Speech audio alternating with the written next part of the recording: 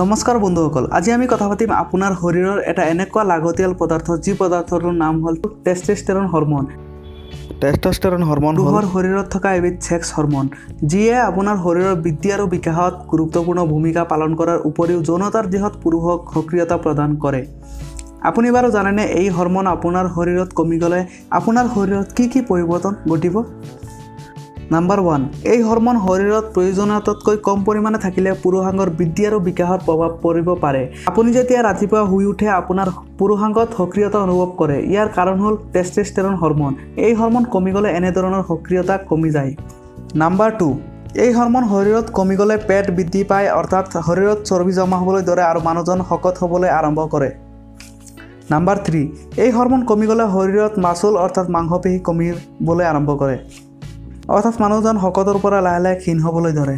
Number 5, শৰীৰত এইবিধ hormone কমি গ'লে লাহে লাহে মানুহজন দেখাত বয়সীয়াল হৈ পৰে বা মুখত বয়সৰ ছাপ পৰি যায়। সেয়েহে এই হৰমনবিধ কমিবলৈ আৰম্ভ কৰাৰ আগতে আপুনি এই হৰমনৰ বিষয়ে সজাগ হোৱা উচিত।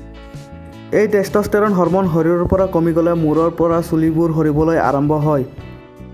এতিয়া আমি আগবাঢ়িম এইবিধ হৰমন শৰীৰত প্ৰাকৃতিক উপায়েৰে কিদৰে উৎপন্ন কৰিব পাৰি বা এইবিধ হৰমনৰ উৎপন্ন কিদৰে বৃদ্ধি কৰিব পাৰি। নাম্বাৰ 1, এক্সাৰচাইজ অৰ্থাৎ ব্যায়াম। যদিহে আপুনি আপোনাৰ শৰীৰত টেষ্টোষ্টেৰন হৰমন বৃদ্ধি কৰিব বিচাৰে, তেতিয়াহ'লে এক্সাৰচাইজ অৰ্থাৎ ব্যায়াম কৰিব লাগিব, যাৰ ফলত আপোনাৰ শৰীৰত চেল অৰ্থাৎ কোষবোৰৰ কাৰ্য বৃদ্ধি পাব আৰু টেষ্টোষ্টেৰন হৰমন বৃদ্ধি হ'ব। নাম্বাৰ 2, খোৱাৰ দিশত গুৰুত্ব দিয়া। আপুনি খোৱা বোৱাৰ ওপৰত গুৰুত্ব দিব লাগিব। প্ৰত্যেক দিনাই প্ৰটিনজাতীয় খাদ্য যেনে মাছ, মাংস, কণী আদি খাব লাগিব। লগতে আপোনাৰ খোৱা বোৱা নিয়ন্ত্ৰণ কৰিব লাগিব। অত্যাধিক চৰ্বিজাতীয় খাদ্য, মছলাজাতীয় খাদ্য আদি বৰ্জন কৰিব লাগিব। টেনশ্যনমুক্ত হ'ব লাগিব। যদিহে প্ৰত্যেক দিনে আপুনি টেনশ্যনত থাকে, তেতিয়াহ'লে টেনশ্যনৰ ফলত আপোনাৰ ব্ৰেইনত প্ৰচুৰ পৰিমাণৰ চাপৰ সৃষ্টি হয় আৰু আপোনাৰ শৰীৰত টেষ্টোষ্টেৰন হৰমন উৎপন্নত বাধা আহি পৰে। সেয়েহে আপুনি নিজকে টেনশ্যন অৰ্থাৎ চাপৰ পৰা মুক্ত কৰিব লাগিব। Vitamin D.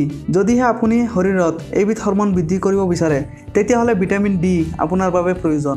ভিটামিন ডি জাতীয় খাদ্য যেনে কণীৰ কুহুম, সেউজীয়া শাক পাচলি আদি প্ৰচুৰ পৰিমাণে খাব লাগিব আৰু ৰাতিপুৱাৰ সূৰ্যৰ পোহৰ গাত ল'ব লাগিব, কাৰণ সূৰ্যৰ পোহৰত প্ৰচুৰ পৰিমাণে ভিটামিন ডি পোৱা যায়। নাম্বাৰ 5, ভিটামিন আৰু মিনাৰেল জাতীয় খাদ্য সঠিকভাৱে গ্ৰহণ কৰিব লাগিব। ভিটামিন এ, ভিটামিন চি আৰু ভিটামিন ইয়ে ছেক্স হৰমন আৰু টেষ্টোষ্টেৰন উৎপন্ন কৰাত ভূমিকা পালন কৰে। নাম্বাৰ 6, টোপনি অৰ্থাৎ নিদ্ৰা, যিয়ে আমাৰ শৰীৰক প্ৰত্যেক দিনাই অৱসাদ দূৰ কৰে। যদিহে আপোনাৰ শৰীৰত টেষ্টোষ্টেৰন হৰমন কম, তেতিয়াহ'লে টোপনি আপোনাৰ বাবে গুৰুত্বপূৰ্ণ, কাৰণ গৱেষণাত পোৱা গৈছে যে অত্যাধিক টোপনিৰ ফলত শৰীৰত টেষ্টোষ্টেৰন হৰমন বৃদ্ধি পায়। টেষ্টোষ্টেৰন হৰমন বৃদ্ধি কৰিবলৈ হ'লে দৈনিক কমেও 7 পৰা 8 ঘণ্টা আপুনি টোপনি দিব লাগিব। যদিহে এই হৰমন আপোনাৰ শৰীৰত বৃদ্ধি কৰিব বিচাৰে, তেতিয়াহ'লে আজিয়ে আপুনি বৰ্জন কৰিব লাগিব ধূম্ৰপান আৰু মাদক দ্ৰব্যৰ সেৱন, কাৰণ মাদক দ্ৰব্য আৰু ধূম্ৰপানে আপোনাৰ শৰীৰত এইবিধ হৰমন বৃদ্ধি হোৱাত বাধা প্ৰদান কৰে। যদিহে এই ভিডিঅ'টো আপোনাৰ কিবা কামত আহিছে বা ভিডিঅ'টোৰ পৰা কিবা শিকিব পাৰিছে, তেতিয়াহ'লে লাইক কৰক আৰু কমেণ্ট কৰক। আৰু এনেকুৱা বিভিন্ন ধৰণৰ জ্ঞান লাভ কৰিবলৈ হ'লে ছাবস্ক্ৰাইব কৰক আমাৰ জ্ঞানমালিনী ইউটিউব চেনেল, আৰু নিশ্চয় এই ভিডিঅ'টো শ্বেয়াৰ কৰক আপোনাৰ বন্ধুসকলৰ সৈতে। আজিলৈ খুদা হাফিজ আৰু ভিডিঅ'টো চোৱাৰ বাবে ধন্যবাদ।